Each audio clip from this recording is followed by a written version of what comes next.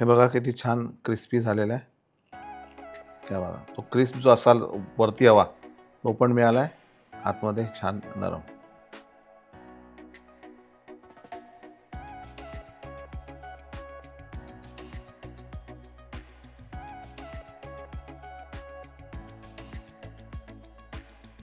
नमस्कार, मास्टर रेसिपीच्या नवरात्री विशेष भागामध्ये तुमचं मनापासून स्वागत. नवरात्र जरी असली, नवरात्राचे उपवास जरी असले तरी काहीतरी चमचमीत आपल्याला खायला लागतं, नाही का? मी तर खरं सांगतो, मी नेहमी म्हणत असतो की मी या मताचा आहे की नवरात्रीत उपवास जर करायचे असेल तर पूर्ण उपवास ठेवा, काही वेगळं खाऊ नका. पण नाही, काही लोक खातात, काही खात नाही, आणि जे खातात त्यांच्यासाठी आपल्याकडे सोल्युशन आहे. बनवूयात उपवासाचे भगर वापरून केलेले सुंदर कटलेट. आता कटलेट म्हटलं म्हणजे बटाटा आला, उकडलेला बटाटा आपण घेऊया. साधारण एक बटाटा, त्याच्यामध्ये भिजवलेला साबुदाणा अर्धी वाटी, त्यानंतर बारीक किसलेलं आलं, हिरवी मिरची,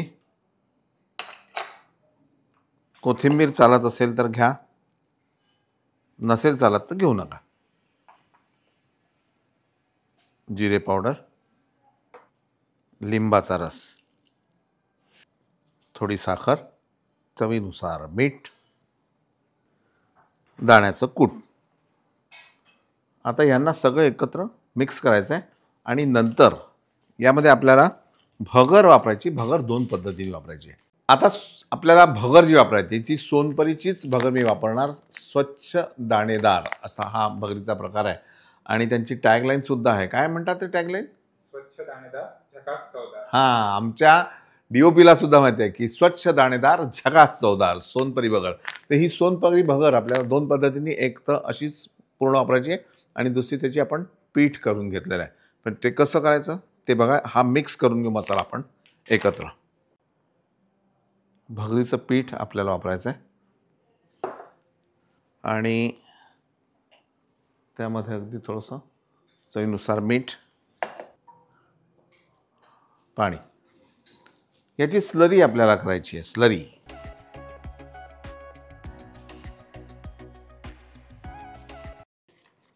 साधारण एवढं घट्ट ठेवायचं आणि नंतर जसं ते पाणी शोषून घेईल त्याप्रमाणे पाणी ॲड करायचं. आपल्याला फायनल कन्सिस्टन्सी एवढीच हवी आहे, एवढं लक्षात ठेवा.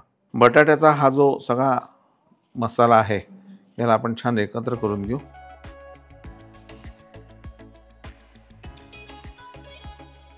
आणि एकत्र करत असताना अगदी चमचाभर फक्त बाइंडिंगसाठी भगरीचं पीठ आपल्याला वापरायचं आहे.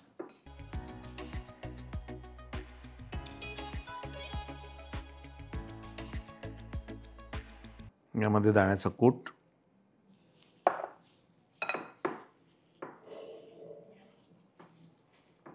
आणि व्यवस्थित एकजीव झाल्यानंतर ह्याचे आपण गोळे बनवून ठेवू.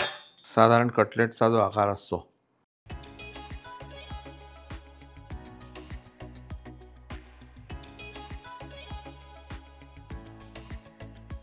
मग तुम्ही असा लांब करा किंवा गोल, पण हा असा असला की जास्त चांगला.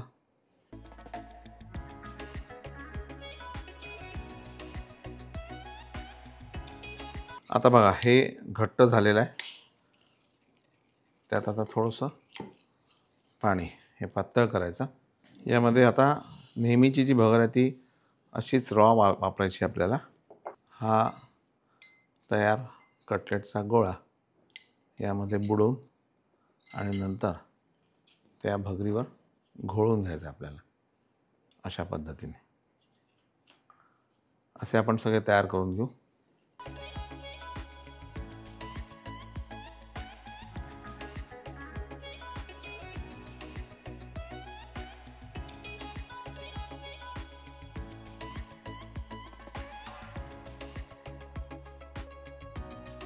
एकदा हे सेट झालं की फुटणार नाही मग.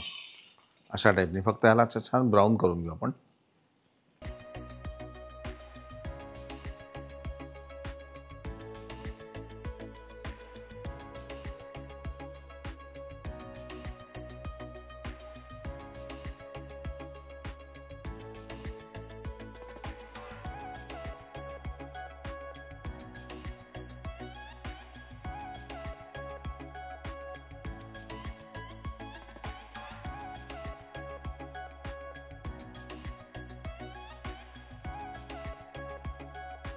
हे बघा किती छान क्रिस्पी झालेला आहे.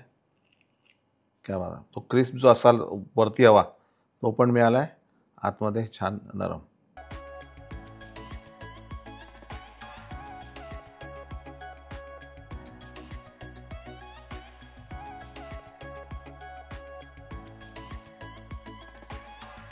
आजचा हा सोनपरी भगर वापरून तयार केलेला वेगळ्या प्रकारचा नैवेद्य आमच्या देवीला नक्की आवडेल याची मला खात्री आहे.